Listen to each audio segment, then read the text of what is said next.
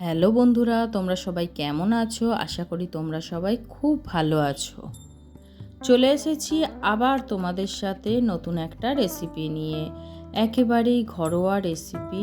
তাহলে চলো দেখে নেওয়া যাক আজকে আমি তোমাদের সাথে কি রেসিপি শেয়ার করব। দেখো, এখানে লম্বা লম্বা করে ঝিঙে কেটে রেখেছি, কাটুয়া ডাঁটা কেটেছি, আলু পাতলা পাতলা করে লম্বা লম্বা করে কেটে রেখেছি, আর বেগুন খুব সামান্য কেটে রেখেছি। খুব বেশি না বেগুন, সব সবজির তুলনায় বেগুনটা একেবারেই কম রেখেছি। তো এই সবজিগুলো দিয়ে একদম জল ছাড়া ঢাকা দিয়ে দিয়ে আমি একটা রেসিপি তৈরি করব। তো রেসিপিটা তৈরি করার জন্য কি মশলা লাগবে চলো একবার দেখে নেওয়া যাক।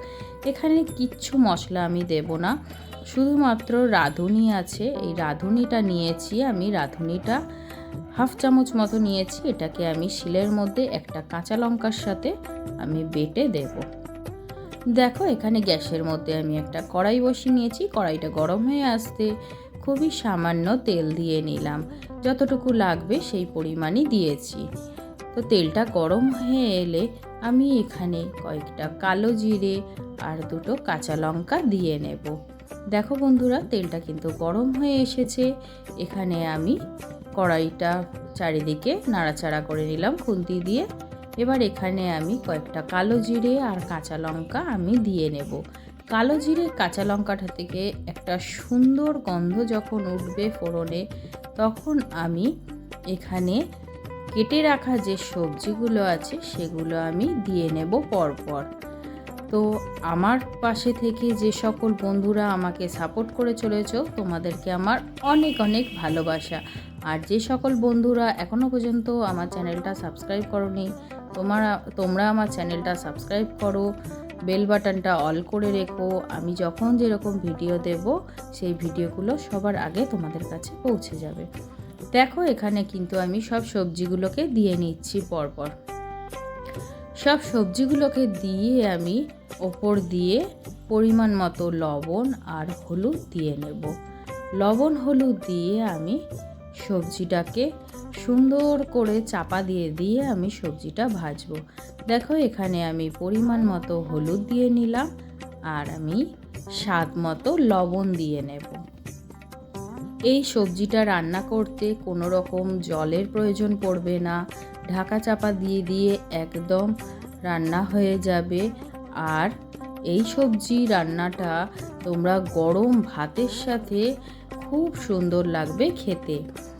দেখো, এখানে কিন্তু আমি পরিমাণ মতো লবণ আর হলুদ দিয়ে সবজিটাকে কিন্তু আমি বেশ নাড়াচাড়া করে আমি ভেজে নেব। সবজিটা ভাজাও হবে, সবজিটা নরমও হয়ে যাবে। আর আমি এখন একটা ঢাকনা চাপা দিয়ে নেব।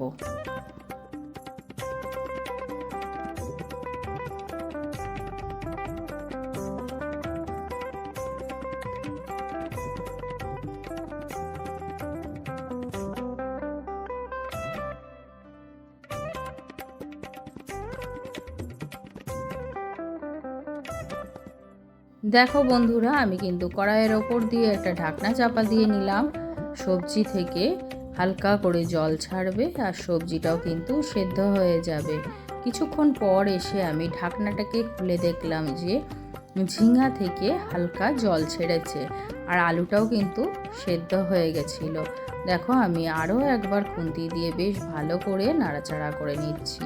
আমার ভিডিও যদি তোমাদের ভালো লেগে থাকে অবশ্যই তোমরা ভিডিওটা দেখে অবশ্যই একটা লাইক আর কমেন্ট করে যাবে। তোমাদের সুন্দর সুন্দর কমেন্ট পড়তে কিন্তু আমার ভীষণ ভালো লাগে, তাই তোমরা আমাকে কমেন্ট করে যাবে। তোমরা আমার পাশে থাকো, আমিও তোমাদের পাশে আছি। দেখো, কথা বলতে বলতে কিন্তু সবজিগুলো ভাজা হয়ে গেছে। আমি এবার বেটে যে রেখেছিলাম মশলাটা, রাঁধুনি বাটাটা আর লঙ্কা বাটাটা, সেটা কিন্তু এবার সবজির মধ্যে আমি দিয়ে নেব।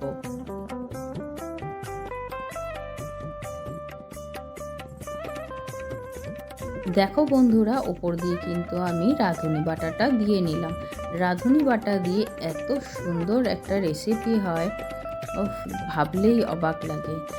গরম ভাতের সাথে অসাধারণ স্বাদ। তোমরা একবার হলেও বানিয়ে খেয়ে দেখো।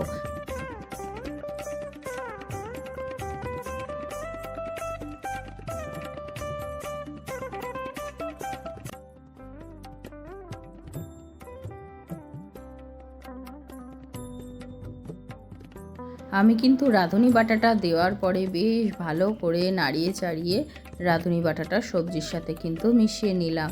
দেখো সবজি থেকে কিন্তু হালকা তেল ছাড়তে শুরু করে দিয়েছে আর শুকনো শুকনোও হয়ে এসেছে। আমি এখানে একটুখানি চিনি দিয়ে নিলাম, তোমাদের যদি পছন্দ হয় দেবে, নাহলে এটা স্কিপ করে যেতে পারো। দিয়ে আমি চিনিটা দিয়ে আমি বেশ ভালো করে আর একটুখানি নাড়াচাড়া করে নিলাম।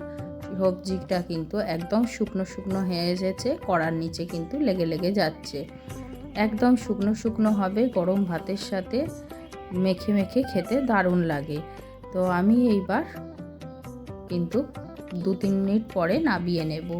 আমার কিন্তু এই আজকে সবজি রান্নাটা কিন্তু হয়ে গেল। তোমরাও এইভাবে একবার হলেও কাটোয়া ডাঁটা, ঝিঙা, বেগুন আর আলু দিয়ে করে খেয়ে দেখতে পারো। অসাধারণ স্বাদ লাগে গরম ভাতের সাথে।